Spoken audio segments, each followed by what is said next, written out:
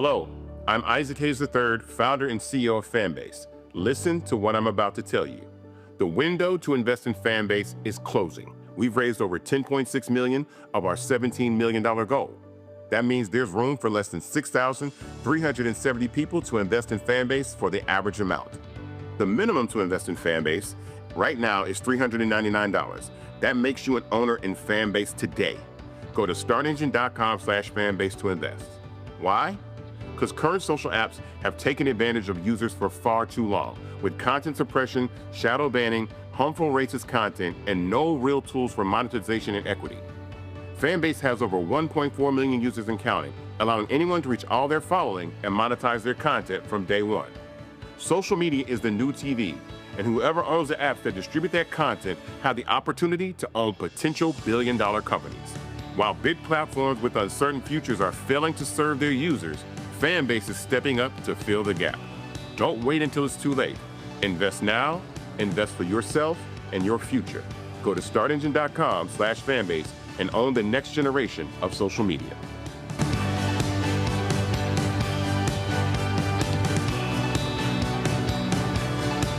Folks, Black Star Network is here.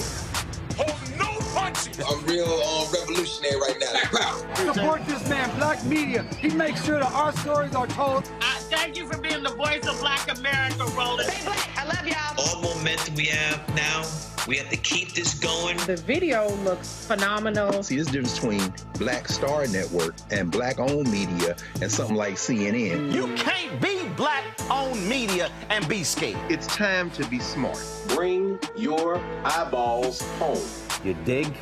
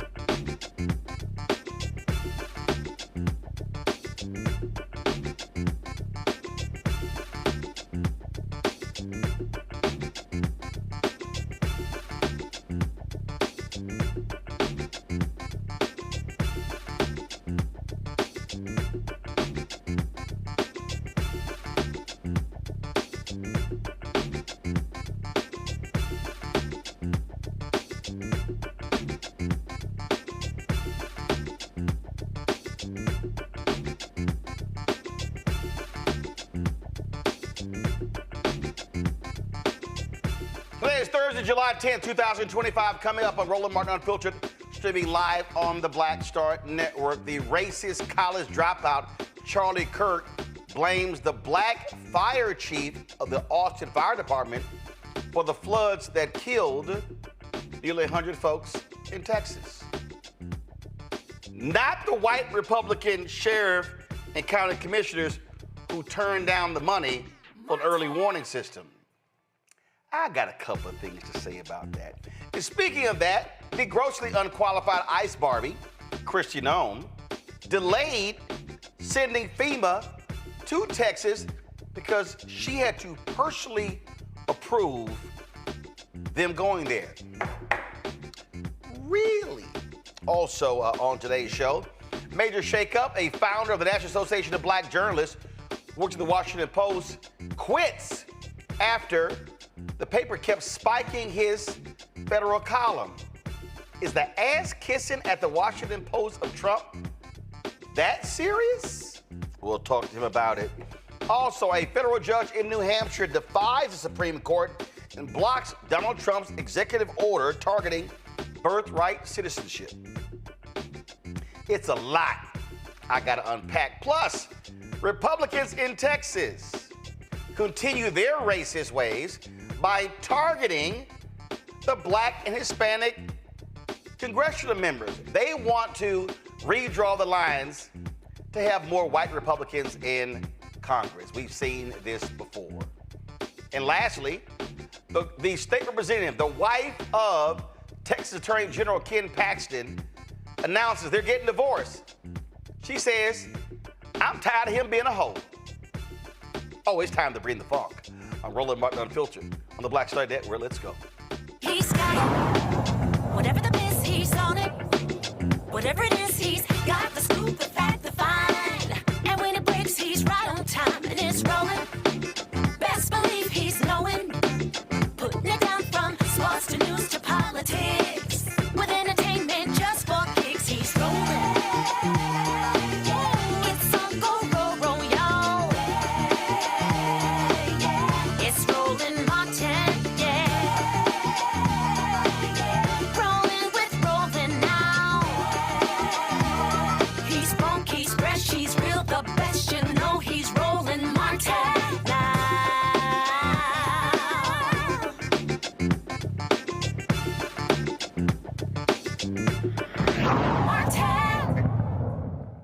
All right, folks, these white Republicans, these racist ones, Lord, they are trying all they can not to blame their own for the flooding along the Guadalupe River in Texas that led to nearly 100 folks dying, including a lot of young girls at a Christian camp. But the person who really is the case, for actually it's a couple of people, okay? It's that idiot Jack Probosiak. I can't pronounce that stupid idiot's name. But it's the racist Charlie Kirk. Now, Charlie Kirk, let me set this up. That boy ain't the brightest bulb in the dark room, okay? College dropout, but loves to question the intellect of black people. So what he's been doing is suggesting that Joel Baker, let's show his photo, please. Joel Baker, who is the fire chief of the Austin Fire Department, he's been saying that, oh, this DEI hire, it's his fault. It's his fault from blocking elite rescue teams to travel there. Now, the Austin Firefighters Association accuses the fire chief of, yes, blocking elite rescue teams in what they call an egregious dereliction of duty. The chief says that's some BS. So here is poor little small brain racist Charlie Kirk with his trash. We are in a state of national mourning, as we should be. And the Democrats, they're so despicable. The Democrats are not lifting a finger to remember the well over 100 people that have died in Texas Hill Country. What you are not being told by the media anywhere is that the death toll likely would not have been as high if it wasn't for DEI. This Texas tragedy is just the latest example. It's not just incompetence. This is DEI working to undermine meritocratic institutions, and more people likely died than otherwise would have because of DEI. Let me prove it to you. In 2014, the Obama administration sued the Austin Fire Department, about 11 years ago, fire union, for supposed racial discrimination, resulting in a settlement. So the Obama administration was so worried that the fire department in Austin, Texas was racist, because, you know, when you're putting out fires, you got to make sure that you have a diverse fighting force. All jokes aside, well, the pressure was on the city to prove its diversity credentials. So a few years later, they picked Joel Baker as their first black fire chief. He announced right away that promoting diversity is one of his top priorities. They brought him in from Atlanta, and his priority was not putting out fires or being prepared for floods. No, his priority was to make sure that the fire department was blacker. Play cut 347. This two-time fire chief wants to make a difference in the growing city of Austin and tells us he wants to start by bringing in more diversity. It's important that the Austin Fire Department, as much as we can, reflect the community which we serve. But when you hire people based on race, you're not hiring based on skill. So right now, Baker is facing a vote of no confidence. So let's go right there. See, this is the game that racist, ignorant white people like Charlie Kirk, this is the game that they play. They love to go, oh, no, it's racist and how he was hired. And it was, this is just wrong, and it's unfair. Look at this, unqualified. Really, that's interesting. Because you heard the reporter there say, two-time fire chief. Here, we go to my iPad. So you pull up, this is just the AI overview. Let's see here. Served more than 30 years as a firefighter in the Atlanta area, including the fire chief with the Atlanta Fire Rescue Department. Began with East Point Fire Department in 1986, has held various positions, including lieutenant, field operations and training academy, captain, hazardous material technical rescue unit, deputy fire chief, airport operations, assistant fire chief, office of support services. Spent time in the Marines, also 10 years in the Navy Reserve. Really? See, they love to ignore your resume. You got it because you're black.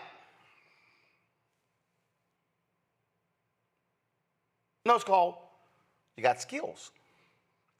But see, when you're ignorant like Charlie Kirk, when you drop out of college, and then you have a white conservative benefactor who funds your group called Turning Point USA, and you get to run around as one of Trump's bros, talking about masculinity, and you're talking to your other little racist minions, because Turning Point USA has had serious problems with racists in their organization. But see, he gives cover by saying, oh no, but I was buddy-buddy with Candace Owens. We used to employ her.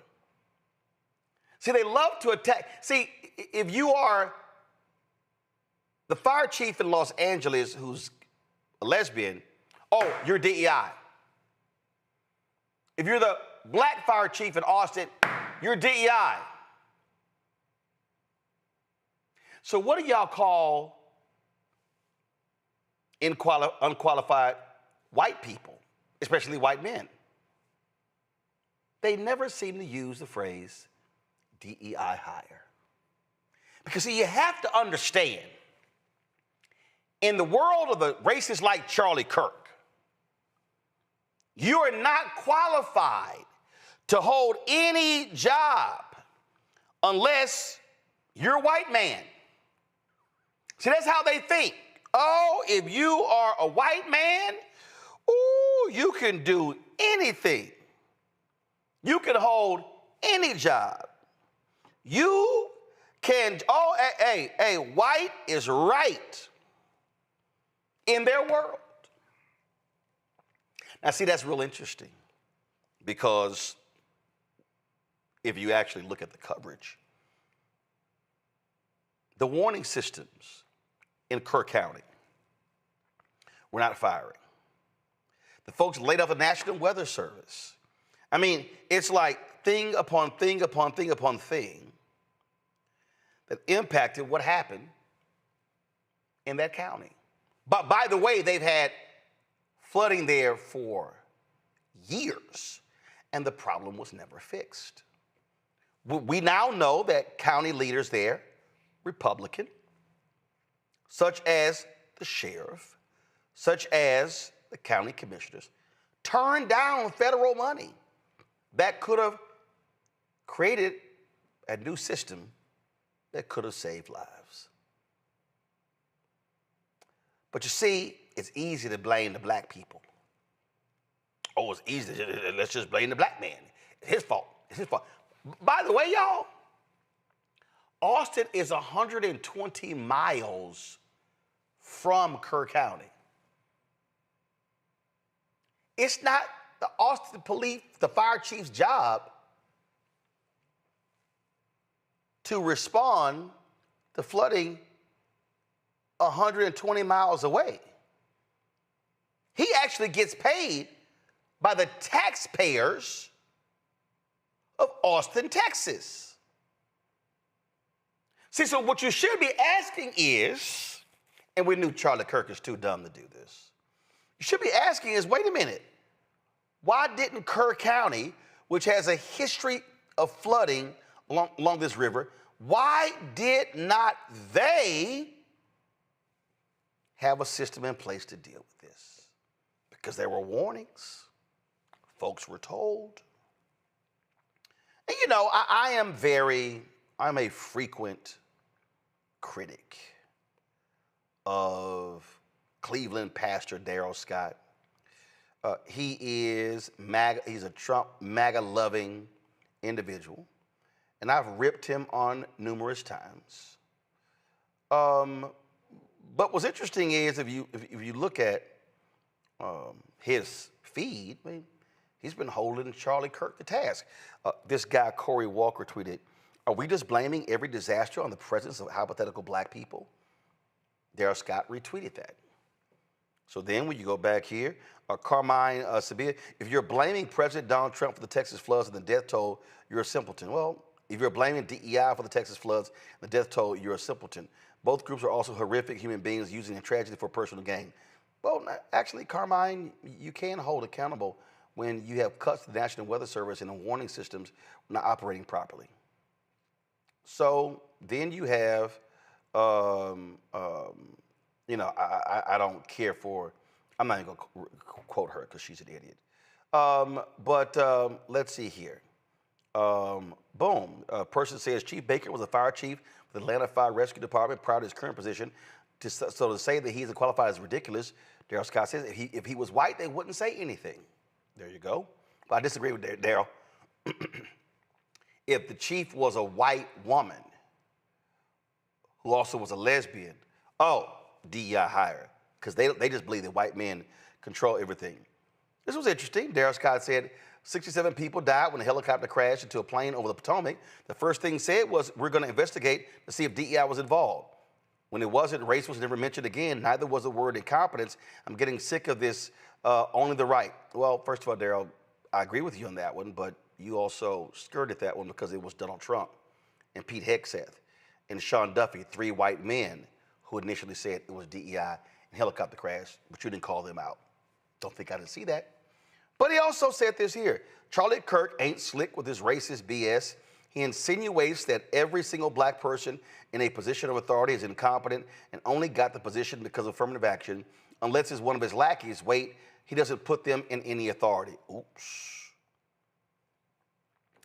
Then, let's see here. He says, I got to find a black person to blame this on, even if he's 120 miles away. I would blame it on Governor Abbott, but he's not a Democrat. So, see, there we go. There we go. Scott responded to somebody that said, if the chief was white, race would have never been mentioned, and the blame would have been on him alone, not on all whites in an authority position. Then let's see here. Right there, he says, man, Charlie Kirk says some racist crap. I respond, and some suckers come on here saying I'm too focused on race. Hashtag Charlie's enablers. Oh, so I guess Elon Musk was a DEI hire too, huh? Let's see here. From now on, when a white woman like Marjorie Taylor Greene says or does something stupid or against Trump, I'm going to call him a DEI choice. Boom. Scott says race is never mentioned by the right in time of tragedy or calamity unless a black person is in a position of authority. As soon as there's a tragedy, the search is on to find out if a black person is involved so the right can scream DEI. Austin firefighters. The firefighters, the same ones who want to have a vote of no confidence in the chief, reject racist and hate speech rhetoric in all of its forms. We need the community support, so please help us stay on point. And then, of course, they go on to criticize the fire chief. But there was another one in here that Daryl Scott had on here that I thought was really interesting. Let me see if I can find it. Because he also called out, this was Daryl's initial one. This is a lie from the pit of hell. He wanted to blame the helicopter and plane crashes on DEI black people, but he couldn't. So he comes with this bullshit to deflect from his past Israel, Iran, and Epstein comments. And what's worse is this is what I want to show. And what's worse is all the black MAGAs that are scared to challenge this openly, don't DM me in private if you're scared to go public. See, so why am I saying this? I mean, I could very easily ignore the idiot Charlie Kirk. But you got to understand something. Donald Trump loves him some Charlie Kirk.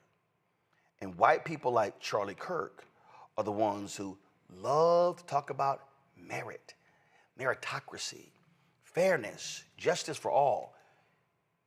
Yet they never ever seem to bring up the race of white men when something happens bad.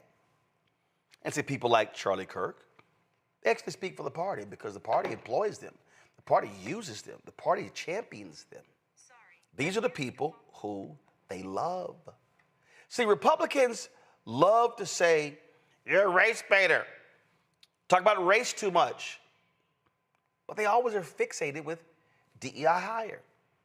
I see the Kirks of the world and Ericksons, they love to call Ketanji Brown Jackson, Supreme Court Justice, stupid and dumb and all of this here. They literally couldn't even have an elementary legal conversation with her. Because see, for them, she was chosen because she's a black woman.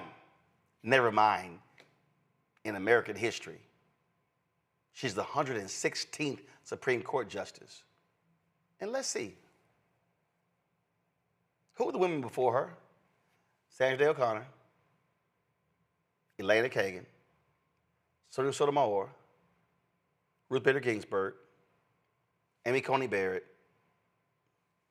Ketanji Brown Jackson. So 116 Supreme Court justices in a history where say only 6 women were qualified. Yeah, we know that's bullshit.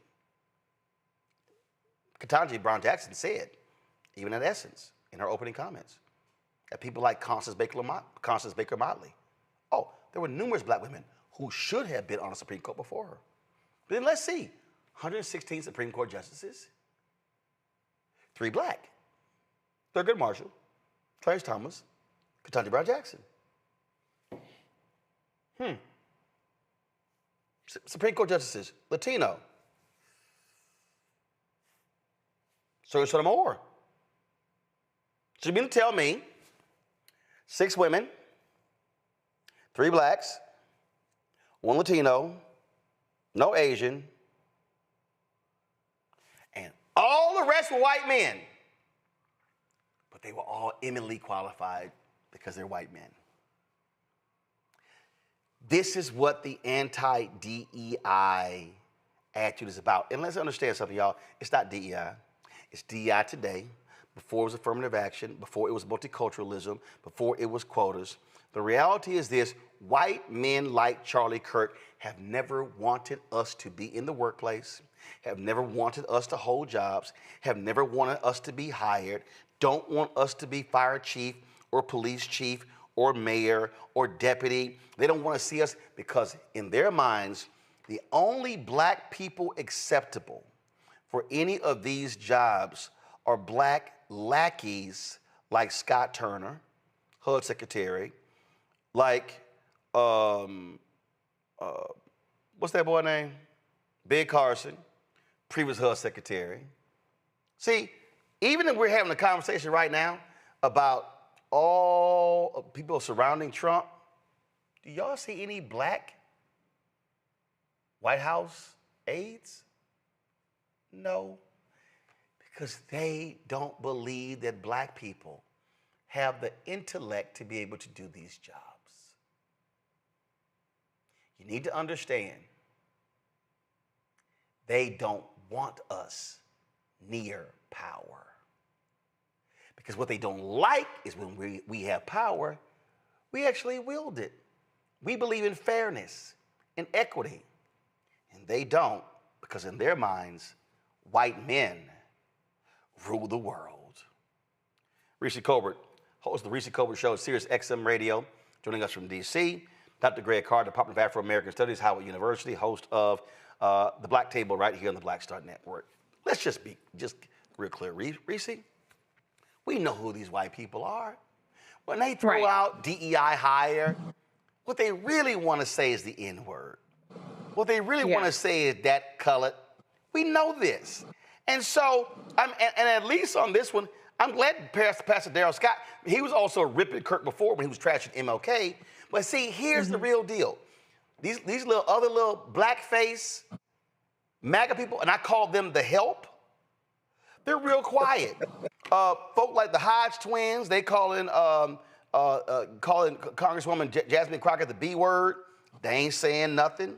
You know what? And for the longest, I great respect for Joseph Pinion, who is a black Republican. He was there dancing. He was there at the Black History Month reception. But go to my iPad, Henry. I mean, I'm sitting here and I'm looking, and my God, just quiet. I see him talking about David Patterson. He's talking about Hakeem Jeffries. But Joseph is real quiet on Twitter about the bigoted, racist Charlie Kirk. When I sit here, and who's that other little girl? What's that girl name? Sharice Lane? Oh, yeah, she the one who went to FAMU. Let me see here. Let me click post and replies. I need the Red Lobster CEO. Oh, here's a video of her dancing Summertime. Okay, let's see here. Let me just go to post, those replies. Let me see what I can find in post. I'm sure there's a Charlie Kirk. I'm sure, let's see here, Red Coach. Life got so much better for me when I started dating for money. Okay, gotcha. Let's see here. Let's see. I started my at-home Pilates kit on Monday. Okay, talk about Pilates. She retweeted a Patti LaBelle. Let's see here. Damn. Oh! She did address Charlie Kirk. Here's what she said. This has to stop. Like, seriously, I'm tired of people like him talking. Shut the hell up. That's it? That's okay. Wow, that's profound. Okay. Let's see here. Let's see. Who are some of the other MAGA Negroes? Oh, how about that lawn jockey, Terrence K. Williams? He looks. Let's see here. I had a little full block, so let me unblock him. He the one, a little leprechaun. Let's see here. I don't know any of these people, Roland. I do not know. Here. I'm looking. Nothing.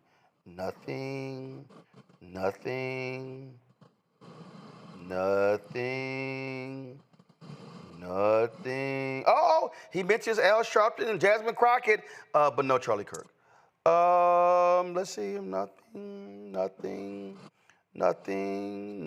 See why I call them the help? Nothing. Oh, there you go. He's mocking Congresswoman Maxine Waters. Nothing. Oh, here's abolish DEI. DEI is taking the country backwards. Wow. Nothing. Yep. Terrence K. Williams. He's a lawn jockey. I'm gonna show the last one. Let's see here. That David Harris. David Harris loved to sit here and talk a little trash, and he was sitting here. David Harris. Let's see here. They love this. They love this blackface. They love this one right here. And let's see here. Okay, scrolling. Nothing. Matter of fact, this might be a different one. So, Risha, go ahead and make your point. I'm going to go find this fool. I want to make sure it's the right one because it's amazing how they just quiet. But go ahead, Risha. Go ahead. Well, first of all, fuck Charlie Kirk and everything he talk about. I know them people won't say I didn't know any of those people, to be clear. I wouldn't be able to pick them out of a lineup. But you know what? White people, this is not going to bring your folks back. This is not going to protect you. What's going to protect you is holding your white elected officials accountable. Greg Abbott has gotten reelected time and time again, despite multiple botched state responses, despite inaction with the horrific Uvalde shooting, many mass shootings that have occurred in Texas, and a less than robust response here with these floodings. The city of Carville has a city council, all white people, that have repeatedly turned down measures that can actually address this. The the Upper Guadalupe River Authority has a board of entirely white people that turned down a project that would have mitigated some of this. The residents complained about the noise of a warning system, and so they turned it down. There's an article that goes through over a decade of attempts to address this that were rejected by their residents. I'm not blaming them, but I'm saying that your choices, your elections have the consequences. And unfortunately, they're paying the price, these kids. In a place where it's flooded for decades. Oh, come back to my iPad here before I go to Greg, because my next guest is waiting. Oh, this is real quick. David J. Harris. Oh, that Negro who was taking a lot of videos of Black History Month reception. Let's see here. Nothing. Oh, he's commenting on the video of Vince calling out one of these. Oh, nothing. Just so y'all know, here he is. Nothing. That's right. Another member of the help. Greg, go ahead. I mean, you laying it out, Roland. Reese just walked through adding to your analysis of reality. And, you know, Charlie Kirk reminds me, and this will age me and probably age all of us. Most people here won't remember the Dick Tracy comic book strip, the great Chester Gould, the artist. And he had what it was called the Rogues Gallery of Villains, Shoulders and Prune Face and Flat Top Jones and BB Eyes and Mumbles, all of them drawn to kind of characteristically kind of capture their physical appearance, match their nicknames. When I see Charlie Kirk, I think of a Rogues Gallery, Chester Gould, Dick Tracy villain, Littleface. So when Littleface ever talks, it's very clear that his physical appearance matches what his objective is. This is a country where the only DEI that exists in the last 5 centuries of human history is whiteness. You don't have to be qualified. You don't have to do anything except claim the whiteness. And at the bottom of that whiteness is those who, if you strip their whiteness away from them, would probably be consumed by insecurity, doubt, and fear. And when you see Littleface, you can see the smallness of spirit, the smallness of intellect, the smallness of character. And so he has no choice but to do that. That's why he is so effective, because whether it be the rogues gallery of cabinet appointees, whether it be Littleface and his crew, or whether it be these American Negroes who clearly don't have anything else going for them except fealty to power, what you see when you collect them all, they have one thing in common. They are scared, they are fearful, and they're deeply insecure. It would be easy and human to feel sorry for them, and we should. But when it comes to the exercise of power, we're at a point now where the United States of America is on the edge of an existential crisis that will probably change it forever. We have to seize control and use our power to do what we can to make sure that our people and everyone who believes in our common humanity will be okay. And what you're doing today is just reminding us that we should never listen to Littleface or any of those folk for anything other than the politics of fear. Nope. So I just wanted just to take that time, just so y'all understand that there are black MAGA people who I call the help, who make racists like Charlie Kirk very comfortable through their absolute silence. Quick break, we come back. What the hell is going on in the Washington Post? Longtime black journalist, founder of the National Association of Black Journalists, says, enough, I'm out, for spiking another one of his columns. Damn, do I need to go get some chapstick? Because the ass kissing of Trump is stunning over there. You're watching Roland Martin Unfiltered on the Black Star Network. This week on the other side of change. The mass incarceration, Trump administration is doubling down on criminalization, and how it is profitable. And there's something really, really perverse about saying that we need to put people in cages in order for other people to have jobs. Like, that is not how our economy should be built. Only on the other side of change on the Black Star Network. Hey, it's John Murray, the executive producer of the new Sherry Shepherd Talk Show. This is your boy, Earthquake. And you're tuned in to Roland Martin Unfiltered.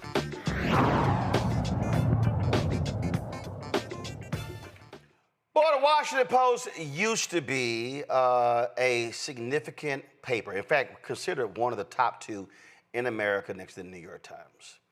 And even in the first Trump administration, I mean, they had a critical slogan. They talked about how they were going to hold him to task, doing what journalists do.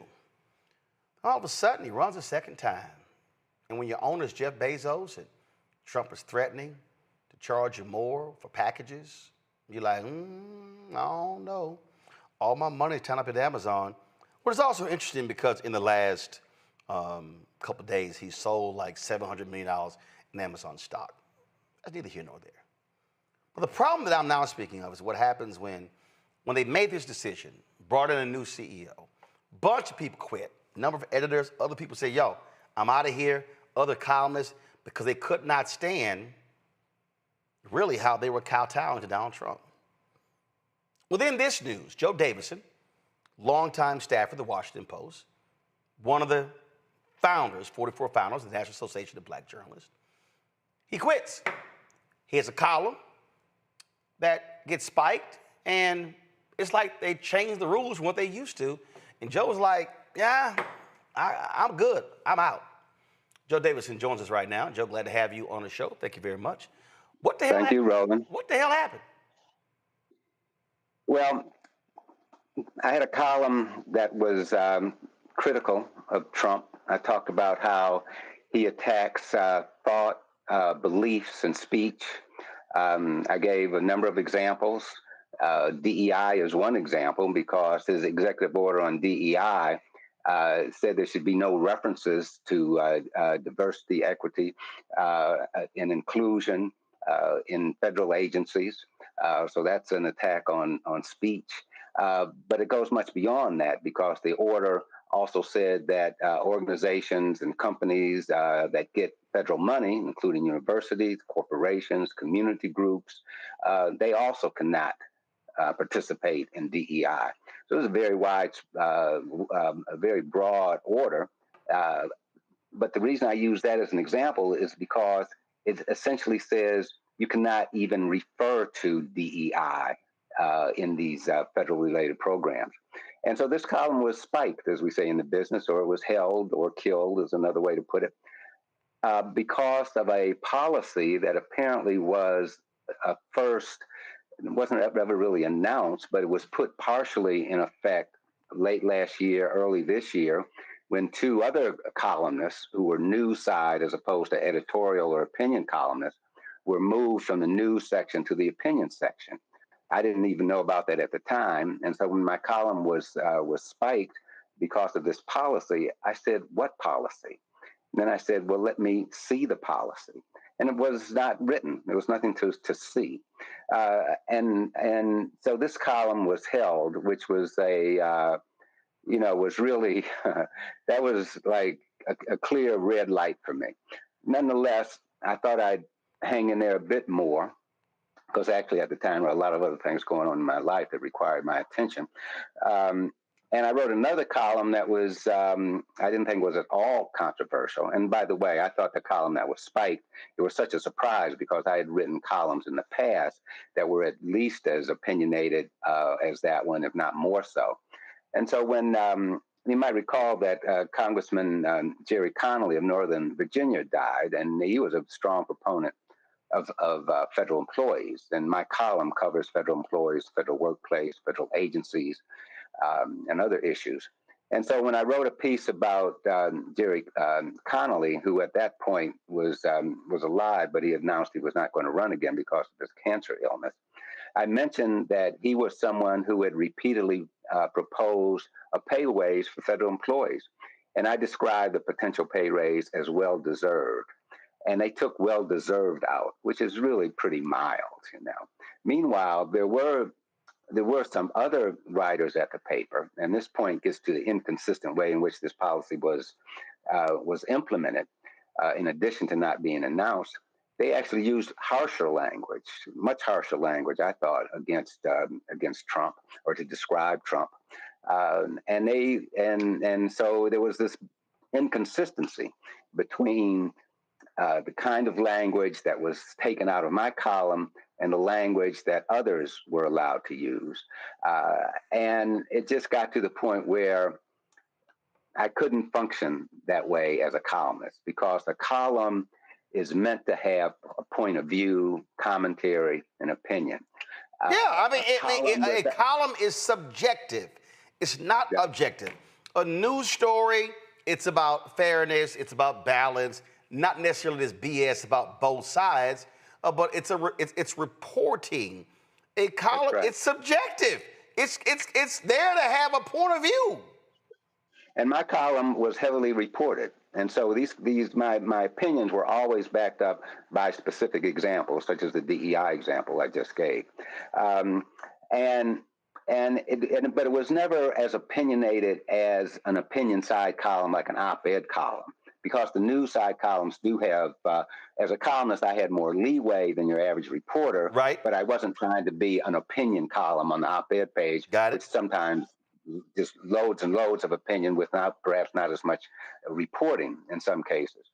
And so this was a big surprise to me. And and when I realized something as mild as saying federal employees deserve a raise was too opinionated, then clearly it was time to go, and I'm gone. So a memo went out yesterday where the Washington Post CEO, this is the FoxNews.com headline, Washington Post CEO urges staffers who don't feel aligned with paper's new direction to take buyout. Our chosen path is not for everyone, Post boss Will Lewis tells employees. So is that what you did? Well, I didn't take a buyout. I just quit. I mean, I wasn't actually eligible for a buyout because I was actually on contract for the last 5 years. 5 years ago, I officially retired, got my retirement pension and all of that. But I stayed on writing the column as a contractor. And so for the last 5 years, I was a contractor, which meant I was not eligible for the buyout. Got it. But I think that, that piece you just referenced, which I haven't seen yet, so I can't speak to it authoritatively. So in this memo, apparently, hold on one second, he said the Post was trying to reinvent, they're on a reinvention journey, they're reimagining. The moment demands that we continue to rethink all aspects of our organization and business to maximize our impact. If we want to reconnect with our audience and continue to defend democracy, more changes at the Post will be necessary. And to succeed, we need to be united as a team with a strong belief and passion in where we are heading. I understand and respect, however, that our chosen path is not for everyone. That's exactly why we introduced the voluntary separation program. As we continue in this new direction, I want to ask those who do not feel aligned with the company's plan to reflect on that. The VSP is designed to support you in making this decision, give you the ability to weigh your options thoughtfully and with less concern about financial consequences. And if you think that it's time to move on to a new chapter, the VSP helps you take that next step with more security. Regardless of what you decide, I want to thank all of you for everything you have done for this organization.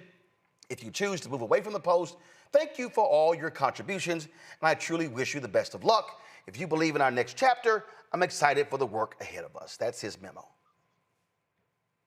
Yeah, and I imagine more people will leave. A number of people have already left.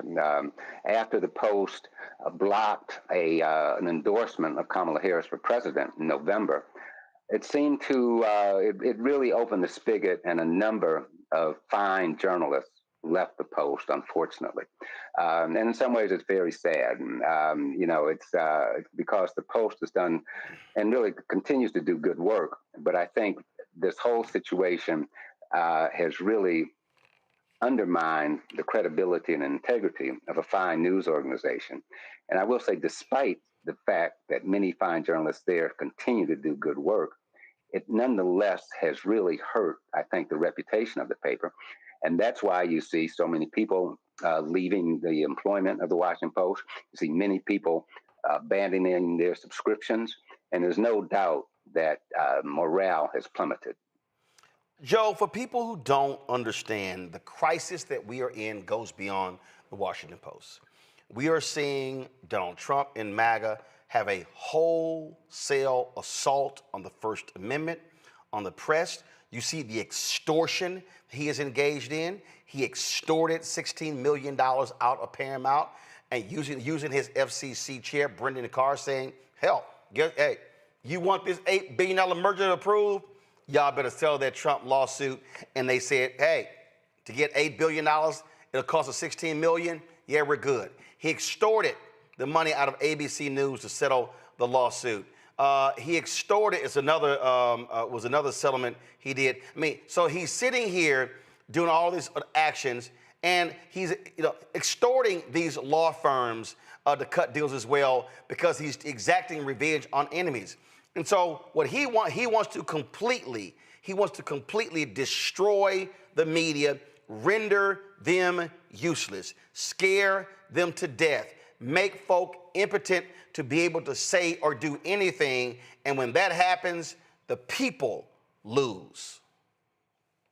Well, I think that there's been a lot of dissatisfaction among journalists because of the kinds of things that have happened at ABC and CBS, for example. A number of journalists, those organizations, have spoken out. And of course, there have also been attacks on individual journalists. We certainly saw that even in the first term. Nisal Sindor, for example, among others, have been attacked personally. And I think that that's the kind of thing that is very worrying for a journalist, and should be very worrying for anybody who really believes in democracy. Because a free press and a vigorous press is absolutely necessary to hold these politicians accountable. Not just Trump, not just MAGA Republicans, but Democrats and everybody else. You need a vigorous press who is going to go after them when things are not operating properly. If there's disasters, for example, as you've discussed on this program, that have not been properly responded to by the authorities, you need a vigorous press to look into those kinds of things, no matter who is in power. And to see folks journalists and journalistic organizations kind of backing away from that is very troublesome for our democracy. You work at an institution that broke the Watergate story, that aligned with the New York Times or the Pentagon Papers. Right. I would dare say in American history, the only other person who occupied the White Office that routinely despised and attacked the news media was Richard Nixon. But the thug-in-chief sitting in that seat right now, and that's what I call the twice impeached, criminally convicted felon, con man in chief, Donald Trump. This is different. In our time, we have never, ever seen someone who sits in that position viciously and in a nasty, despicable way attack the news media in a relentless way every single day, calling everything fake news when he is busted with the truth, telling folks that's a stupid question. I don't know why you didn't ask that question. It is a constant assault. We've never witnessed this from a occupant of the White House, I dare say ever. Well, I certainly can't recall another president who has done this so systematically. I was actually in the Oval Office when Donald Trump met with Cyril Ramaphosa, the president of South Africa, and he repeatedly called a NBC reporter who was trying to ask legitimate questions. That was Peter Alexander. And yeah, he goes after individuals, name calling, and now it's, of course, that there was a lot of that in the first term as well, but now it's escalated to the kinds of the kinds of tactics we've seen with ABC and CBS. So yes, it's a clear escalation on his part in terms of attacks on journalism. Questions from my panel. Greg, call you first. Greg, you're on mute. Thank you. There we go. Thank you, Roman, and thank you, Brother Davidson, for your years of work and for this decision. I'm curious. We see lately the venture capital-backed platform Substack has moved from just having blogs, you can send out emails, to video and social media and replicating Twitter and TikTok and these kind of things. We saw Jim Acosta go over there. After Joy Reid left MSNBC, she's built a following there. As you move forward, I expect we'll continue to read your voice. Have you considered going into a space like Substack, and does that speak to perhaps the future of print journalism and newspaper journalism in an age when it seems like newspapers may even be dying as the delivery system for that kind of running real-time commentary? Thank you in advance. Well, thank you. A number of people have suggested that I check out Substack, and I think I will do that. I can't say that that's for me yet, but I might well. I will look into it. Whether or not I'll land there, so to speak, I don't know.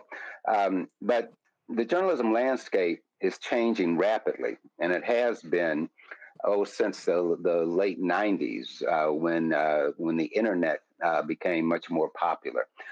Now everything is digital first, and newspapers, as a paper, subscriptions are dropping, like a brick in a lake, and it's and so this is really a changing time for journalism.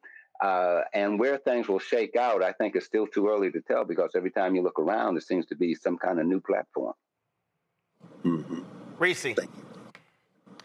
Thank you for your work and for being here. I'm curious, how much do you think the changes at the Washington Post are about deconstructing journalism as opposed to shifting it in one particular ideological direction?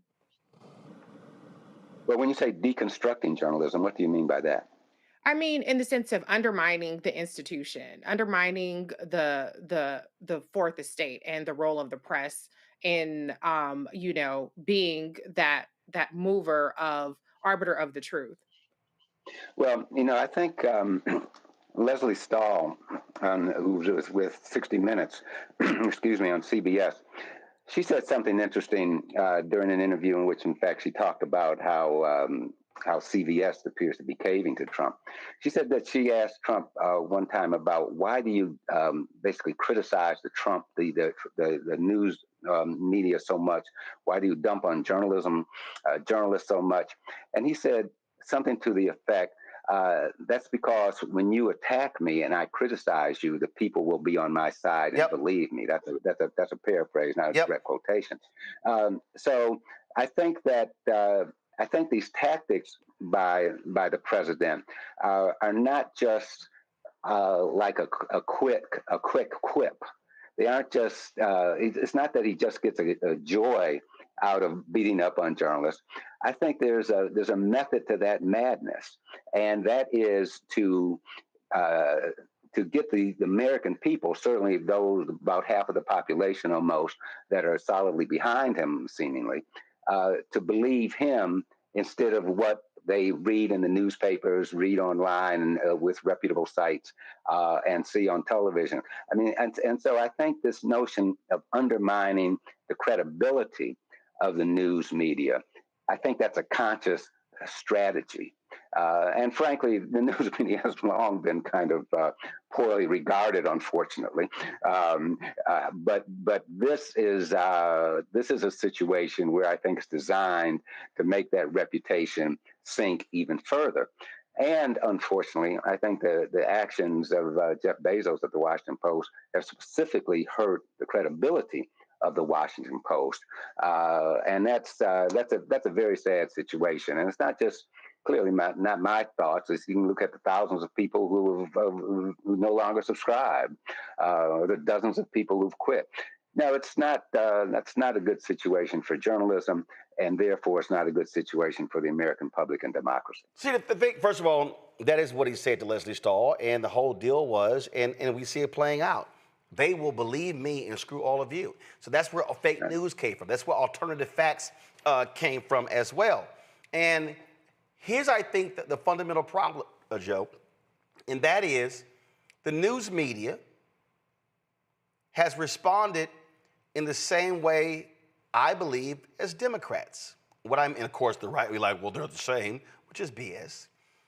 That is, they have been wholly unprepared to deal with somebody where there's no bottom, where someone who has no respect, who lies about lies, and they are, too many of our colleagues, they are collegial with these folks. In this city, they frankly associate with them. They pal around with them. What I mean by that is the dinner parties and things along those lines. And frankly, they want to be just so collegial. When somebody is constantly lying to you and saying hateful, shameful things, I can't be friends with you. I can't treat you with respect if that's how you're going to behave. And so Trump comes in, and the truth, Joe, is that he is a byproduct of the same media. There is no Donald Trump without the New York City gossip pages boosting him, paparazzi showing him. There is no Donald Trump if MSNBC and CNN is not calling him in 2007, 8, 9, 10, 11, doing interviews with him riding on his plane, gauging his opinion, having him on. I have told this story, and I don't care about naming names. I was on CNN, and if any of my former CNN, anybody at CNN is there, please go into the archives if y'all can and download when I was on with Heidi Phillips. Obama was president. And I said this, Joe. I said on the air, the next time Donald Trump comes on CNN, we should run a crawl at the bottom and say, this is for entertainment purposes only. I got an email from Ken Jouts, the executive vice president of CNN, and me and Ken got along. He was on the senior leadership team of CNN, and he told me, do not criticize Donald Trump when he's coming on our air. And that night, Obama was giving some big speech, and Piers Morgan had Trump on, and Trump was bullshitting, saying lies, and I had to tweet. Another time, he was coming on the Situation Room with Whoop Blitzer. I look at his booker, Stephanie Katubi. I said, why the hell y'all keep putting his ass on? There are other real CEOs. Every time he comes on, we get great ratings. I said, but he's full of shit. It was about the ratings. And so the media, then you go to The Apprentice with the show, created this successful billionaire. No, he wasn't. So he is a media creation, and the very people that created him are now being consumed by him, and they don't know how to properly respond because we've been taught to be collegial and show deference. Mm-hmm. You know, it's true that Donald Trump is good for ratings. It's also good, for circulation and subscribers for print and digital publications. I mean, the Post got a big boost from subscribers when he was in office. I don't know about this time, probably so again.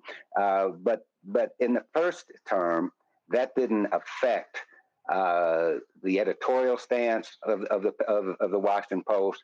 It didn't bring about the kinds of restrictive guidelines that editorial writers and op-ed writers now face, and it didn't bring about this relatively new rule of no opinion, no commentary, news side columns. But it is happening this time, and it might be happening this time because Donald Trump came back with a roar. I mean, last time everybody knew he didn't really win the presidency in terms of the popular vote, but he did this time. And he's riding that for all that it's worth and more. And I think we're going to be in for more of this behavior going forward. Well, I'll say this here, Joe. I remember the first time around. The media wouldn't even say the word lie. And then they had this, well, you know, in order for us to use the word lie, the definition of lie means we have to know the person has an intent to misstate the truth. We're like, what the fuck? He lies. Like, the New York Times wouldn't even use the word. I don't know what Dean Baquette was doing. But again, it was this, no, we don't use, he stretches the truth. I mean, it was like they were creating ways, trying to find ways to say lie without saying lie. And this unwillingness to challenge the issue. And people go, well, you're being partisan. And this is very simple. Truth is not partisan. It's truth. And I just believe the only way we have to respond is if you lie, we're going to call the lie out. That's not opinionated. That's not partisan. It's factual. You know, on that point, I will say that one of the things about in the Post style book now deals with this question of when you can use the term lie, and specifically on Donald Trump. Writers at the Post nowadays have carte blanche to say that this notion that Donald Trump won the previous election, as he continually says, that's a lie. And reporters and writers at the Post have carte blanche now to call that a lie. That doesn't apply to all of his statements, however. But it raises an important point, and that is, if you tell a lie often enough, a lot of people are going to believe it. Yep. And that's part of Donald Trump's plan. And the prime example of that is, did he win that previous presidential election? He always says he did, and the fact is he did not. And to say that he did, that's a lie. And that's one area where, at least at the Post, there's no hesitation about pointing that out. That, however, doesn't necessarily apply to many other statements in terms of the way the Post and other news organizations approach describing his statements. Well, I'll say this here. I believe that as long as we are dealing with a news media, corporate media, that is scared to death of offending him because, one, they might own radio stations, that's FCC. They may own TV stations, that's FCC. When you have the owners who have other economic interests, Jeff Bezos, Amazon, Postal Service, packages, that they're going to say, you know what? Who gives a shit about the news side? I don't care about these reporters. That means nothing. When you used to have publishers, the Sulzbergers, Times, Katharine Graham, the Post, the Bingham family, Louisville, Kentucky, the Chandler family, Los Angeles. You had people who said, no, we understand what the public trust is, what the news media is, and we will not bend to power. These folks, not only are they bending, they're essentially liquid when it comes to power. You know, That's a sad situation. It's a sad situation for democracy. It's a sad situation for journalism. Sad situation for America. The kind of owners that you described are needed now more than ever, and there's not enough of them still in this business. Indeed, indeed. While I have you, Joe, this year marks the 50th anniversary of the founding of the National Association of Black Journalists. Convention is coming up in Cleveland. The organization chose not to invite Trump. He was invited last year. I had some issues with that. First of all, allowing Harris Faulkner to be on the panel after Fox paid a $787 million settlement. Two, she wasn't even a member, so she never should have had her ass on that stage. No black men, no black male journalists on that stage as well. And then also him lying out the gate as to why they were late and then not correcting him there as well. What do you as a founder, what do you say, and yes, I'm running for NABJ office, but what do you say to young journalists today, what they need to be thinking and doing to ensure that there's a strong National Association of Black Journalists for the next 50 years? Well, first, let me say I really appreciate your devotion to NABJ because you were always there. So we appreciate that. I think that young journalists coming into our business, one, they need to know the craft. They need to get their skills down so that nobody can sidestep them and give them the side eye when it comes to the level of excellence. And I think they also need to come with a consciousness, know your history, know our community's history, know the true story behind things like DEI and white privilege, know economics, come well prepared and join organizations like NABJ because together, and when we're organized, we have power and there are things that we can do that we cannot do individually. So I would encourage them to come well prepared, come to NABJ and get mentors. There are people there who just love to be mentors. There's student projects, which you, Roland, I believe, were part of when you were one of the student representatives on the board of NABJ. It actually got denied 5 times, and when I joined the board, I actually got them to approve the funding. So yeah, I was kind of involved with that. Yes, right. And it's important to also come, I think, with a certain sense of political awareness. I'm not saying you have to have a certain political ideology, but I think you have to come with a certain level of political awareness because that helps you navigate the situations in the real world as well as navigating situations in the newsroom that are not always comfortable for Black people. So you have to come with having the skills and having the political awareness and to know how to navigate some of these sometimes very difficult situations. Indeed, indeed. Well, I will be in Cleveland. I think there's only probably like 2 conventions I've missed since 1989, 2 or 3, because I was actually doing work.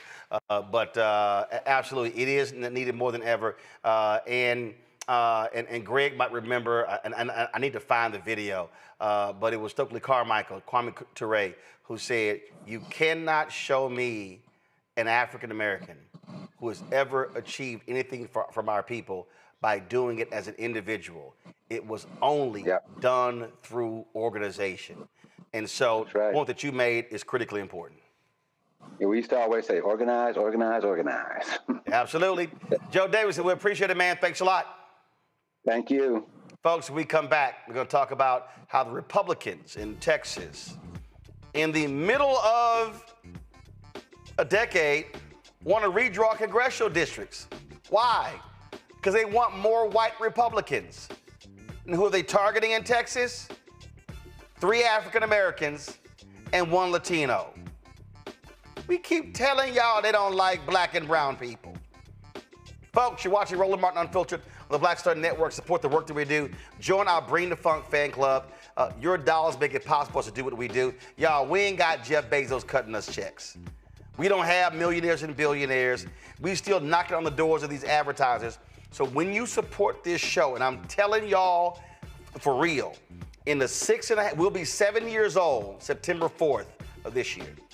In the 7 years we've had this show, our fan base has contributed in excess of $4 million.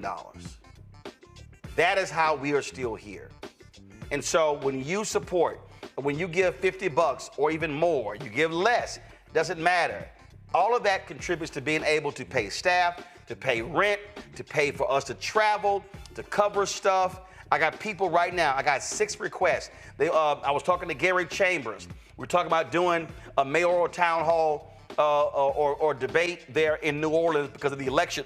It's gonna be in October. You've got the special election in Houston, the congressional district, the 18th congressional district, to replace Congressman Sylvester Turner, who passed away, who followed Congresswoman Sheila Jackson Lee, who followed. Folks want us to do all sorts of different things, but y'all, it takes money to do so. We do not charge a subscription. I don't have a Patreon account where I'm requiring you to give us money, and then we have it on Patreon for 3 or 4 days, and you see it first, and then we put it out here. We purposely, with this show, said we wanted to be as widely available. That's why we're in the top 100 of YouTube podcasts, but also, this is why we're able to have our content on multiple platforms. And so, you want to contribute via Cash App, you see right here the QR code. This is it right here. Use a Stripe QR code. Check and money order. Yep, we take those. Make it payable to Roland Martin Unfiltered. Send it to P.O. Box 57196, Washington, D.C. 2003 7-0196. PayPal is R Martin Unfiltered. Venmo is RM Unfiltered. Zelle, Roland at RolandSMartin.com. Roland at RolandMartinUnfiltered.com. We'll be right back. This week on A Balanced Life with Dr. Jackie, we're talking faith, family, fatherhood, and the pathway to reentry. Most of us, in some way, shape, form, or fashion, have had someone in our lives, whether it was a grandfather, a father, an uncle, a brother, or a cousin, who has been incarcerated or justice impacted. What does that look like in rebuilding family and relationships? What does it look like for us to be able to have substantive conversations, come to the table, love on each other, while at the same time get it all out in the open so that we can begin a new journey together? You know, the last thing you want is, in the midst of trying to piece your life back together, for home to not be a comfortable place. That's all next on A Balanced Life with Dr. Jackie here on Black Star Network. Hello, I'm Paula J. Parker. Truly proud of the Proud Family, Louder and Prouder on Disney+. And you're watching Roland Martin Unfiltered.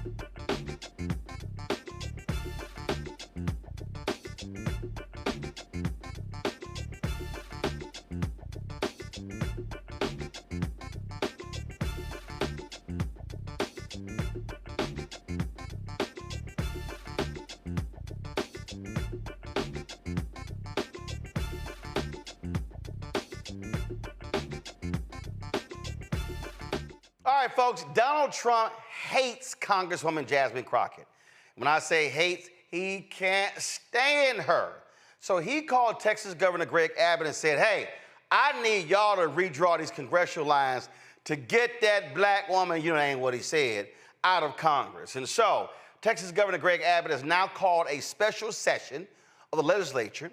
There are 18 points, but the main point is for them to redraw the congressional lines. And who are they targeting? 4 Democrats.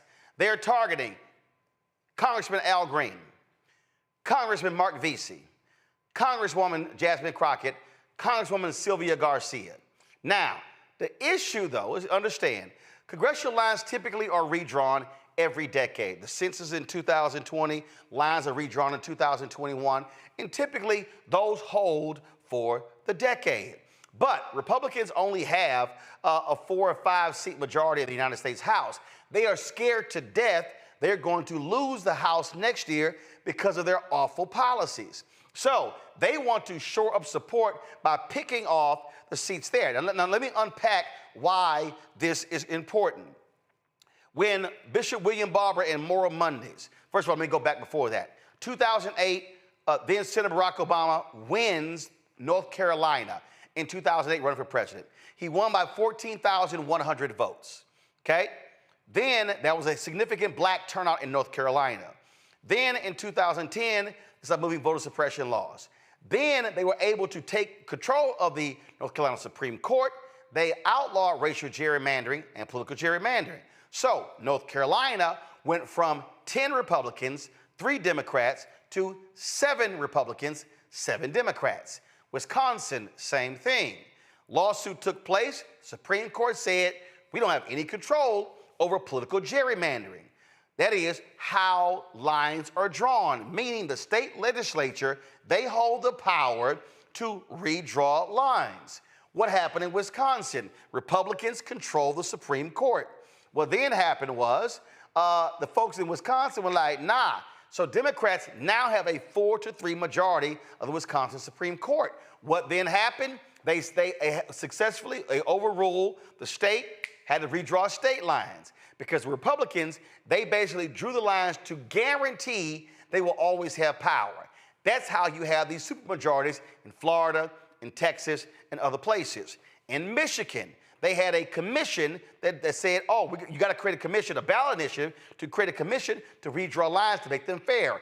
In Ohio, same thing happened. But the Republicans said, screw the commission, they overlooked them. So what the Republicans have done, so you understand, why do the Republicans have so much power on the state level, the congressional level? Because of political gerrymandering. By whoever controls the legislature, the House, the Senate, governor's mansion, puts you in control of the process. So when Republicans have a supermajority, which means they can pass whatever they want, don't even have to talk to the Democrats, that's how you get political gerrymandering. So they're sitting here going, damn, we might get our asses kicked next year. So we can pick up 4 in Texas. Then we can pick up a few over here. Yo, if we lose 5, 6 seats, we still hold the majority. Now, Democrats do political gerrymandering, but they're nicer about it, okay? Democrats are too much about fair. You got political gerrymandering in Maryland, okay? But Democrats are not as hardcore with political gerrymandering as Republicans. To me, that's stupid.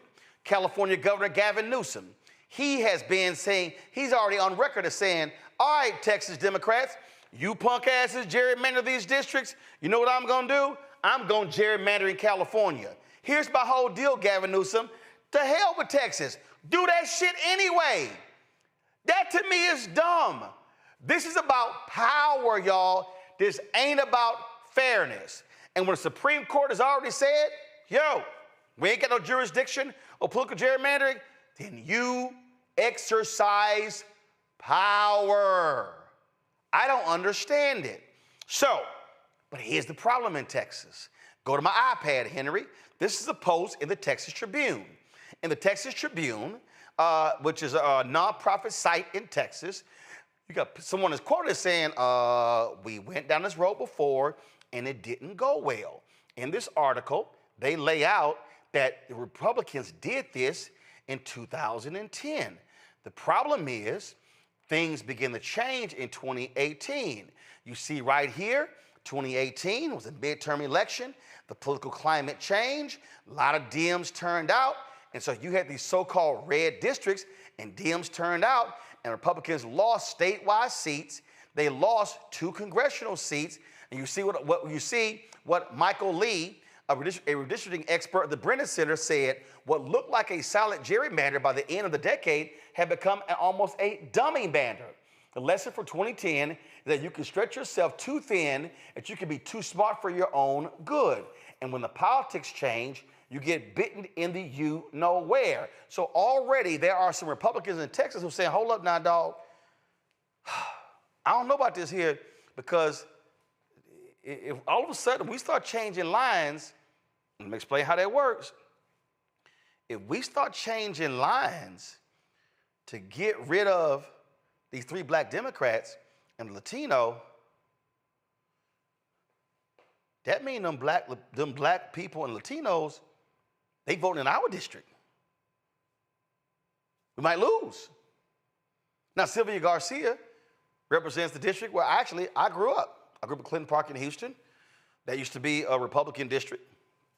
Jack Fields, no, it's now Democrat, okay? 18th Congressional District in Houston, Congresswoman Sheila Jackson Lee in the position. That's the seat that actually was Barbara Jordan, Mickey Leland, Craig Washington, Sheila Jackson Lee, Sylvester Turner, and the election is going to be in the fall. Now, here's the issue Republicans face. Section 2 Voting Rights Act. Now, we know this is a hardcore Republican Supreme Court, but we do have the 2 cases out of Alabama and Louisiana. It does not bode well for for Republicans. If they target these 4, guaranteed lawsuit, because the lawsuit is going to say you are denying black and Latinos representation.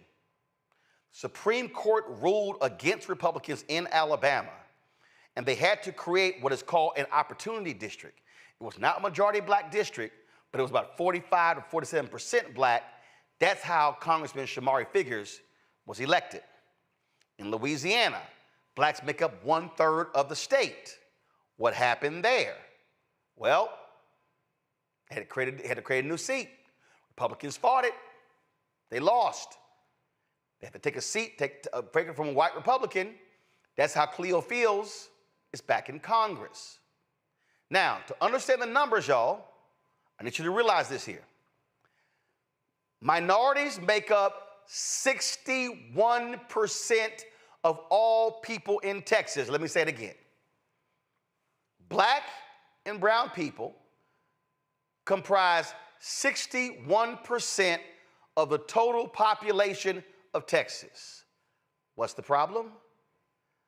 61% of the people who vote in Texas are white.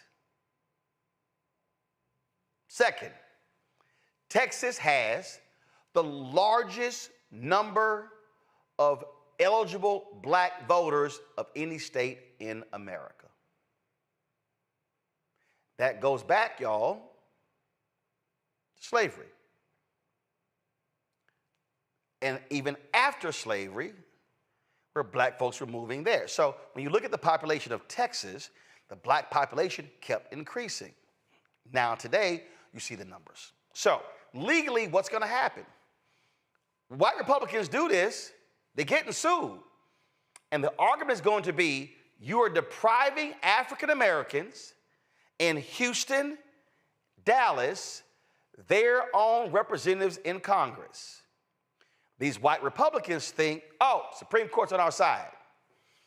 Greg, the issue they're going to have is, and again, I have no trust in these 6 folks on the Supreme Court at all. We know Clarence Thomas don't like black people, can't stand the Voting Rights Act, but we do have in recent history, very recent, where this Supreme Court ruled against white Republicans on the grounds of race in the congressional seats in Alabama and Louisiana. Yeah, Roland, it's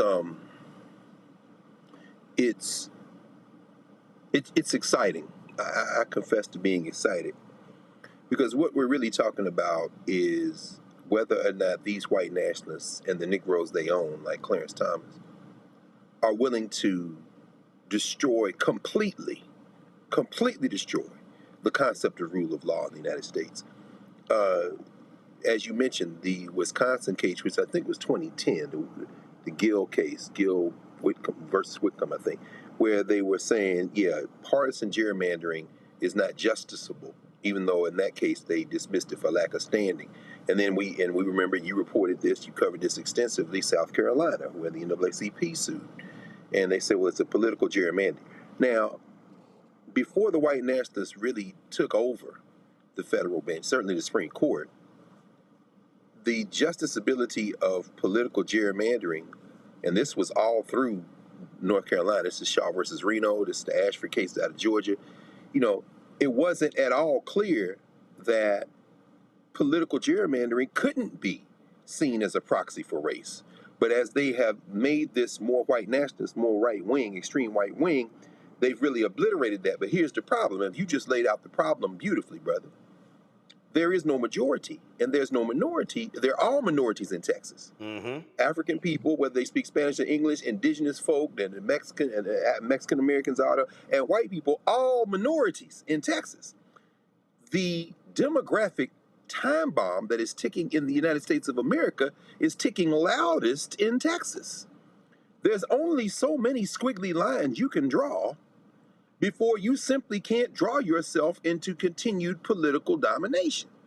So what the courts have done, and you saw this in Alabama, as you say, with the good brother Shamari Figures, you saw it in Louisiana, where they don't have just one with Brother Cleo Fields, but two black congressional districts. And when they went to the court this summer, the court ruled a couple of weeks ago that the Louisiana versus Calais case, they rescheduled oral arguments for the next term, for the fall. That's important because the maps that are drawn in Louisiana will stay in place. And as you said, as soon as they try this damn punk-ass governor of Texas tries this with this special session, they're going to go to court, and this won't affect the upcoming election cycle. They're going to have to go through the courts. Well, the bottom line is this. Just like holding back the sea with your hands, you can't hold back the demographics. This is for the white nationalists who hate watch.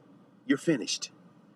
And no matter how many times you draw these squiggly lines, we're going to go to court, and what the courts have to decide is whether or not they are going to sacrifice the concept of rule of law on the altar of continuing white supremacy. If they do that, all bets are off. And at that point, yeah, the gloves are completely off. And even the timid people like the governor of California, now you just go for broke. And I'm not sure that the country can survive that. Yeah, and to me, Reese, that's where California, New York State, where Democrats all have power, you exercise power. You say, y'all want to play that game? Because here's the deal. Republicans have done it in Florida, Alabama, Mississippi, Louisiana, Tennessee. In Tennessee, they despise the fact that Democrats, that Nashville and Memphis are Democratic cities. So they said, you know what? Nashville, we got your ass. They cut, there were two Democrats in Tennessee in the congressional district, Nashville and Memphis. They split Nashville into 4 congressional districts. So Nashville no longer has a member of Congress. It's split into 4 different districts that guaranteed a Republican winning. They took away one of those seats. And so folk have to understand that's how Republicans have played hardball. Democrats still going, oh, we are nice and fuzzy. No, I think we just believe in fairness and what's right and what's just. So we're just gonna be real nice about this. No, this is where you must be ruthless when you have the power.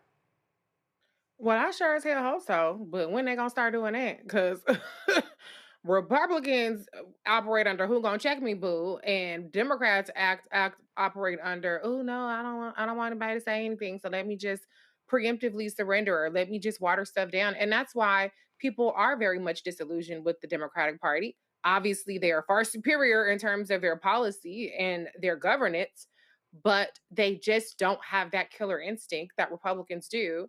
And unfortunately, Republicans only use their killer instinct to the detriment of the American people. Whereas the Democrats want to make American life better, but they're too fucking scared to do it. But here's the thing. Republicans are making sure that they can stay in power as long as they need to without actually having to earn the votes. They can cheat their way to it, but it's going to become increasingly difficult because if you look at the balance of the House right now, 1,700 votes before several Democrats died, unfortunately, but 1,700 votes gave the Republicans the House majority. That was it across 3 districts. There are 10 districts where the margin was under 1%. And so this is a very, very close race. If you even look at massive turnout, Republicans won the popular vote in 2024. They haven't done that in a while, but gerrymandering had helped them out. And so this is going to depend, in terms of 2026, is going to depend on if people wake the fuck up, if they finally hold Republicans accountable, and if they will finally wake up to the truth instead of all this disinformation that permeates and creates this alternative reality and make Republicans pay for what they've done. Republicans paid for that final push to repeal Obamacare when Donald Trump was president in 2018, and they got wiped out. We'll see if that happens again in 2026, but I'm still not seeing enough energy and enough attention from people at the shitstorm that is currently here, and it's going to get even worse. You know, Greg, we spend an inordinate amount of time trying to get people watching our social media explaining why voting matters. And you got these simple Simons, and I ain't gonna give them no attention by saying their names, because they trash, they ain't worth shit. And they love talking shit, they love complaining, they love talking about what Democrats ain't done this, Democrats ain't done that, they ain't done this, done that. And they frankly are ops, and paid or not, and they're responsible for driving down the black vote. Here we go to my iPad. I need people to understand this here. Y'all look at the data right here. Based on data from 2022, Texas had the largest number of eligible black voters in the United States with 2.9 million people. In recent statewide elections, 2020 and 2022, black voters constituted about 12% of the total votes in Texas. Now, let me explain why that's actually misleading, or why those two go together. So you have the most eligible voters in Texas. But what I keep saying, Greg, is we're not maximizing our vote. No. I'm not interested in, oh, well, we were 12% of the vote. Yeah, but what was our number? Could we have been 15% of the vote, 18% of the vote, 20% of the vote, if we actually maximize our numbers? I'm always saying that the target goal I have is 70. I know people say, man, bro, come on, bro, that's real high. But I'm very serious. Because actually, we're over 3 million now. So let's just say 3 million. If our target goal is 70%, that means that of the 3 million voters, 2.1 million votes. That changes elections.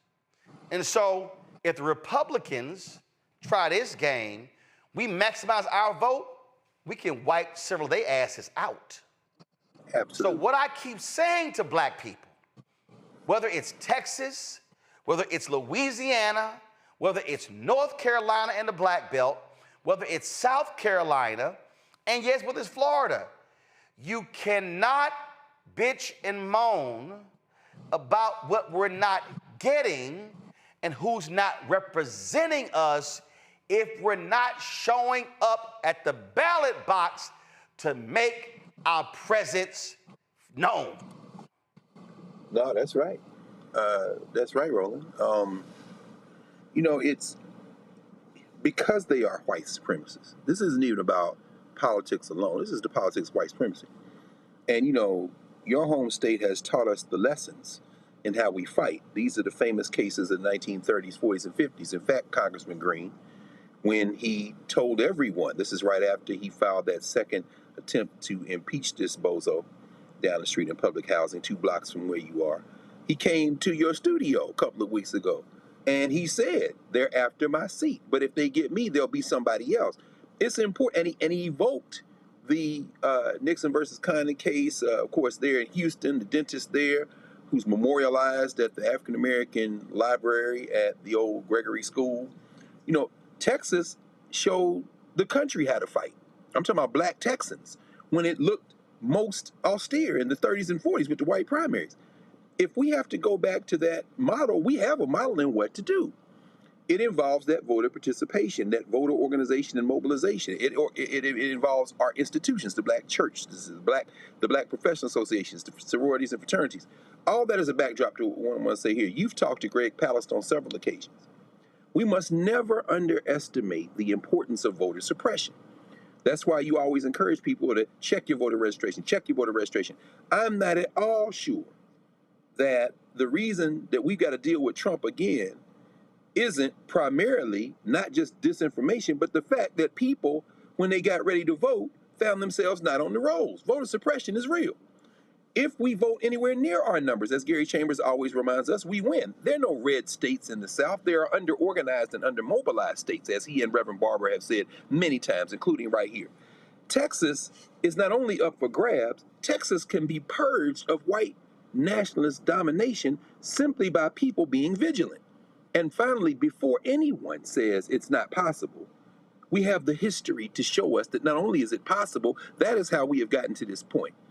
We can ignore the trolls, the ops, and others. You were in Louisiana. I'd love to hear what your thoughts were on Essence Fest, because now they're in a battle talking about it's the continental Africans' fault that the Essence is ruined. Listen, stop being stupid. Understand that when it comes to white nationalism, a Frenchman, an Englishman, somebody from Texas, Louisiana, New York City, anywhere else, they find a way to come together on the thing they agree on. Meanwhile, they work very hard to keep us at each other's throats. And yes, I'm talking about all you people too who are saying, what about ain't no black and brown coalition? You need to wake up and understand that white people can be at each other's throats. But when it comes time for the thing that they want to get done, they will hold their nose and link their arms like they're in a damn civil rights march. You and meanwhile looking for your hair is 3 inches shorter than mine. I'm against you. That's stupidity. And we have never advanced that way. Texas, I think, can shock us and surprise us and also confirm the fact that we know what to do if it will simply go into its memory bank of history and understand that we know how to do this. We've done it before. Henry, go to my iPad. Racy, literally while we were talking, Bishop Barber just sent this to a group text that I'm on. Like when I say literally, I'm talking about as Greg was talking. So talk about right timing from the Lord. He said, we can't ignore the work in our own hood. Below is Pew study work. We have to have it vetted and checked in. If accurate, we must face it seriously and strategically. And GOTV work can't be limited to 30 days before election with people speaking. Our efforts must start in August this year. If MAGA and the Senate and the House and state legislatures are as bad as we all say, there are 60% of all black folks poor and low wage. 85 million people are poor and low income. In 2020, 58 million people in this group cast ballots, making up 34 to 46% of voters in 9 battleground states and more than 20% in all but 5 states. Black voters represented 13.2% of all eligible voters. We can't win alone. We have to build coalitions around an agenda. As of 2022, about half of black eligible voters live in one of 8 states. Texas is the largest number with 2.9 million, followed by Georgia and Florida, 2.6 million each. Rounding out the top 8 are New York, 2.4 million, California, 2 million, North Carolina, 1.8 million. And in my state, North Carolina, 990,000 black people didn't vote, and Trump won the state by 163,000 votes. Maryland and Illinois at 1.4 million each. Together, these states account for 52% of black eligible voters in the 50 states and District of Columbia. Even with a black sister on the ticket and a racist Trump on the ticket, here's the fact we must confront and figure out from bottom up, not just top down. In the 2024 presidential election, the turnout rate for black voters was 59.6%. According to USA Facts, it was a 3 percentage point decline in 2024 compared to 2020. This is part of a broader trend. Trump nearly doubled his support among black voters from between 2020 and 2024. 8% voted for him in 2020, 15% last year. 83% of black voters backed Harris. But, Reese, this is the key right here. This is the critical key. I keep telling y'all. Look at that last line. 41% of eligible black voters did not participate.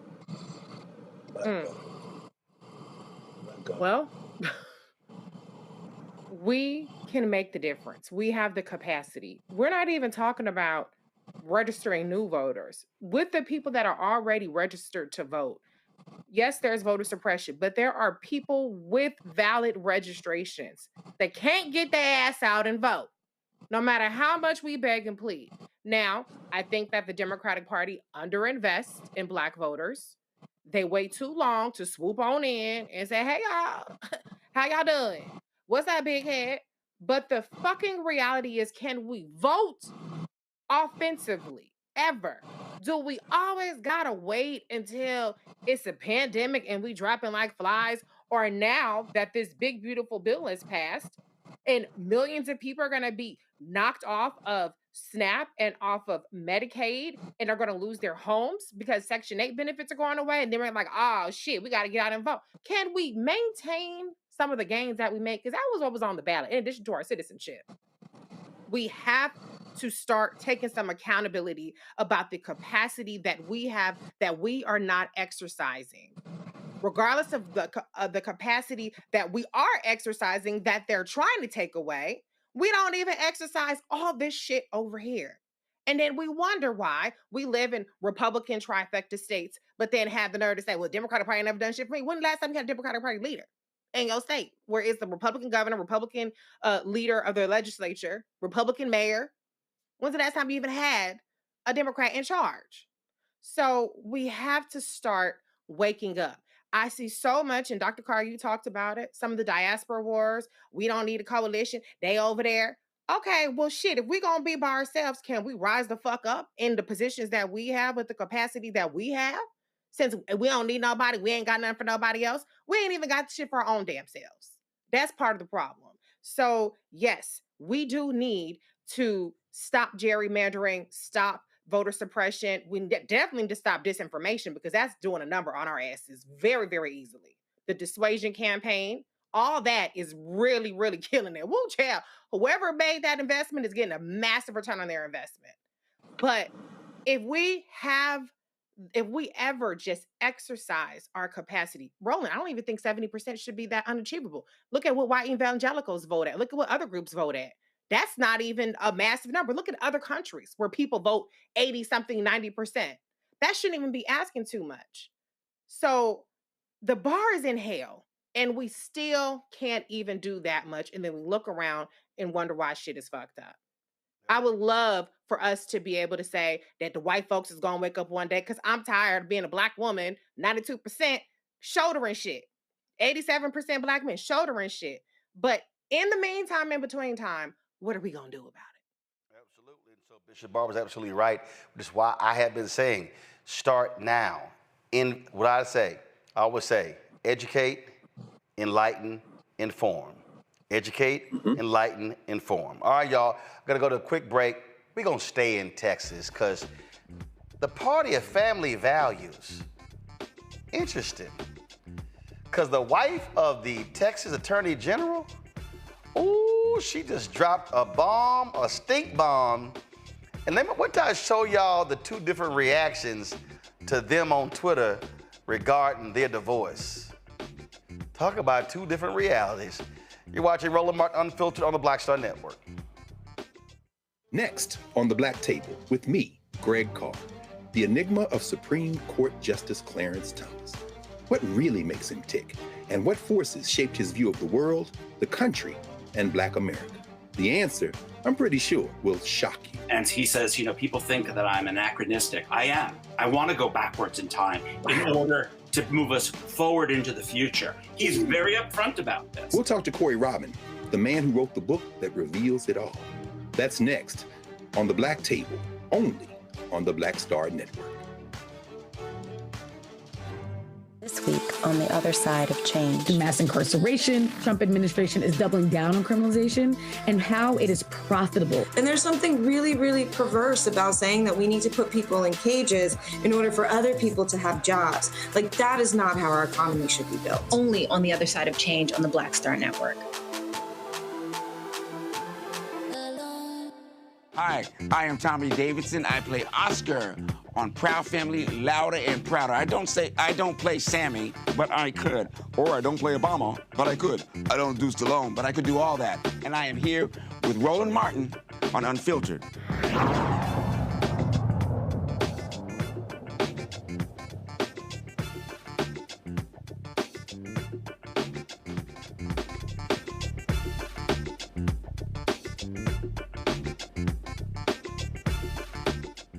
All right, now, y'all know I don't do gossip. I don't care what celebrity, who they marry and dating, having a baby. I don't care where they vacation, none of that sort of stuff. But when I saw this, I got to talk about hypocrisy, because the Republican Party loves talking about how they're the party of family values. They can't stand same-sex marriage. They can't stand children out of wedlock, can't stand abortion. And they love talking about, how they just love the Lord. They just love the Lord. They so pious. They just love the Lord. And then we got that moral degenerate who is the Attorney General in Texas, Ken Paxton. Now, this is the man who was under federal investigation, got indicted, should have got impeached, but the conservatives in the state bought off the votes. And then they targeted folks who voted against him. So Ken Paxton is married to State Senator Angela Paxton in Texas. Now, when he got impeached, it was an open secret about how he a hoe. See, we ain't talking about him cheating, he a hoe. So he's running for the United States Senate. Polls show incumbent Senator John Cornyn is down big time to Paxton. MAGA just love them some Ken Paxton. Just love him.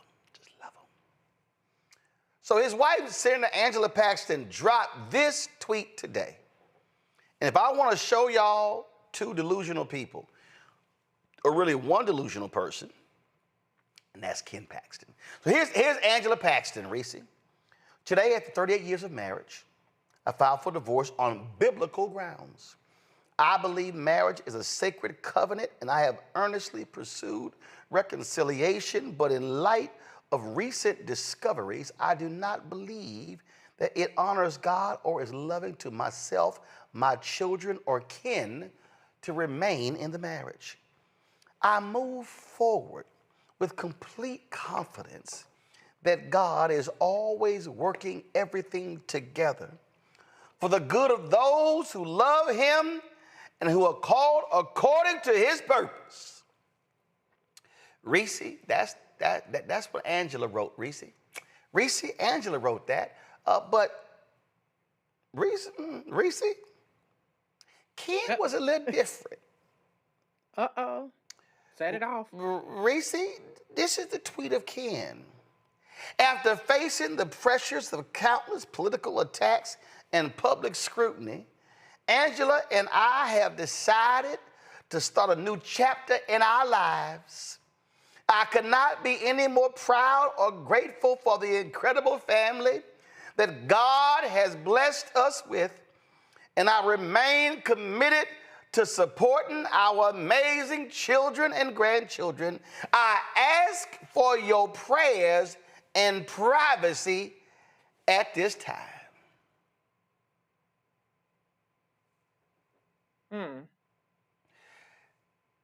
Ken's statement a little different from Angela's recently. Sure is.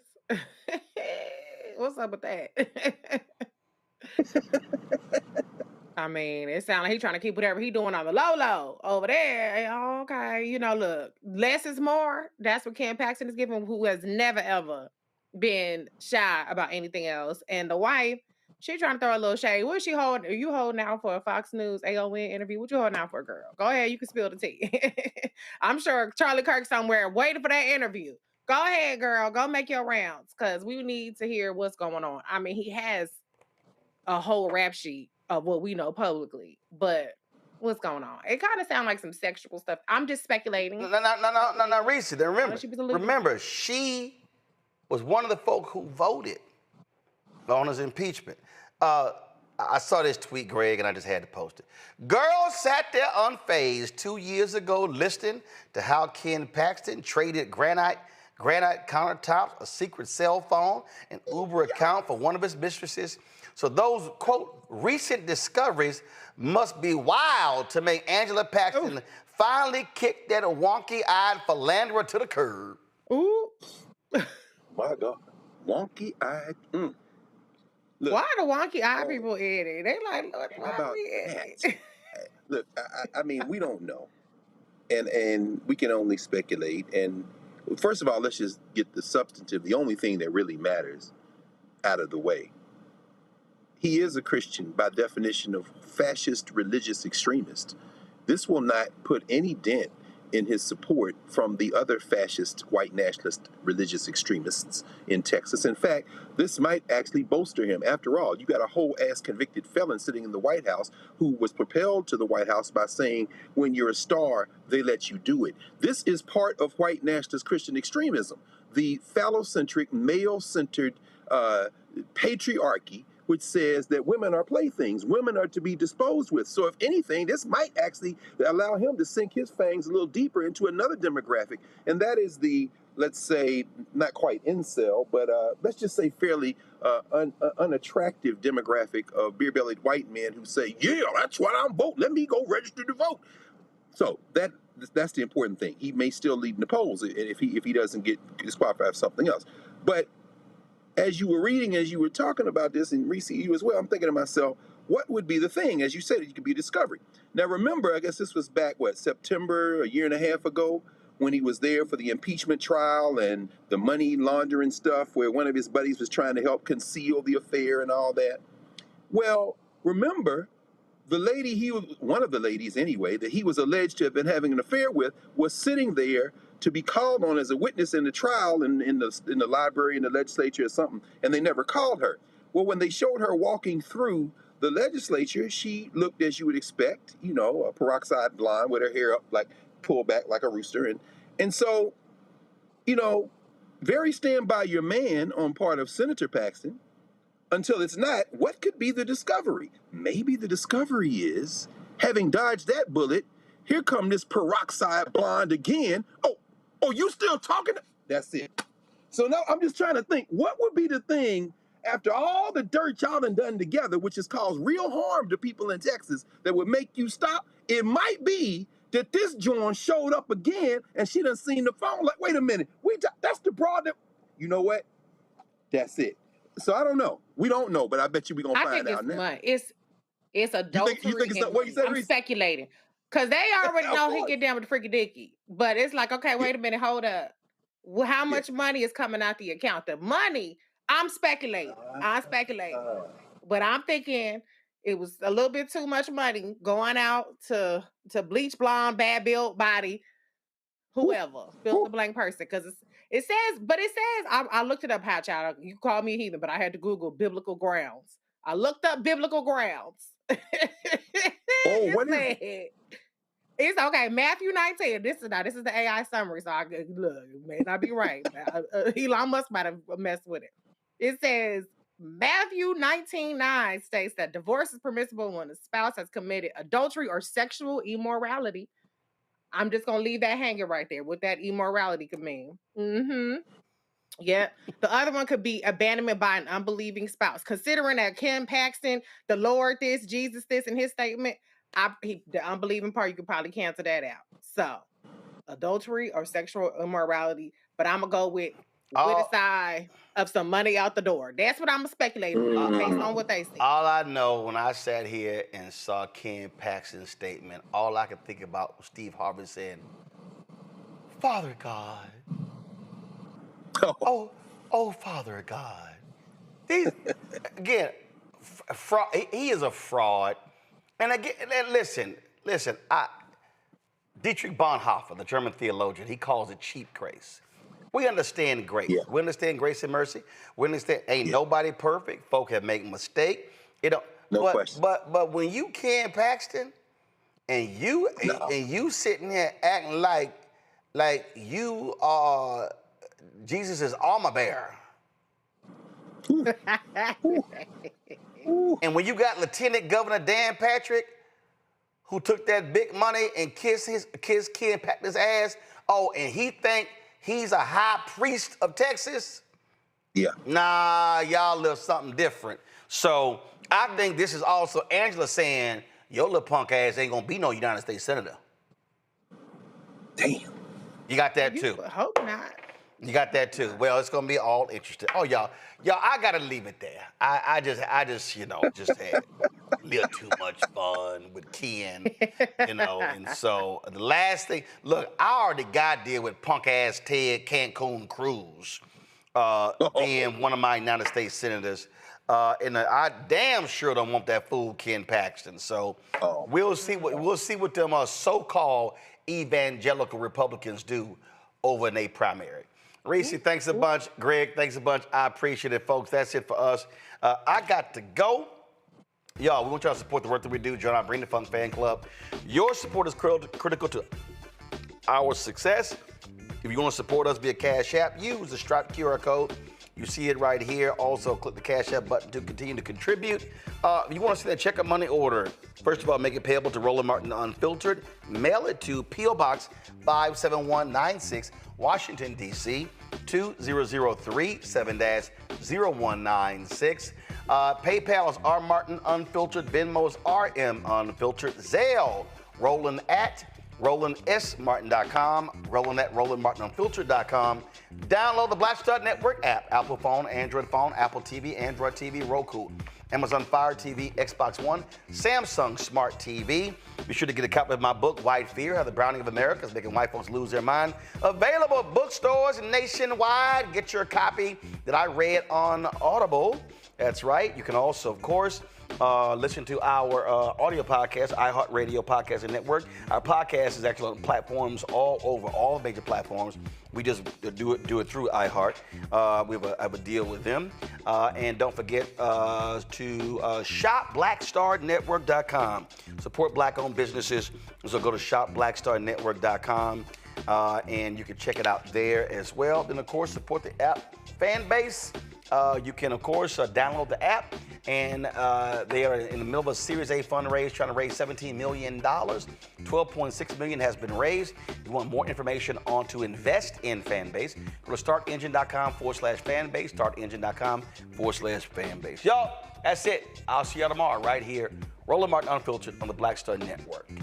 Holla! Time for Truth Talks.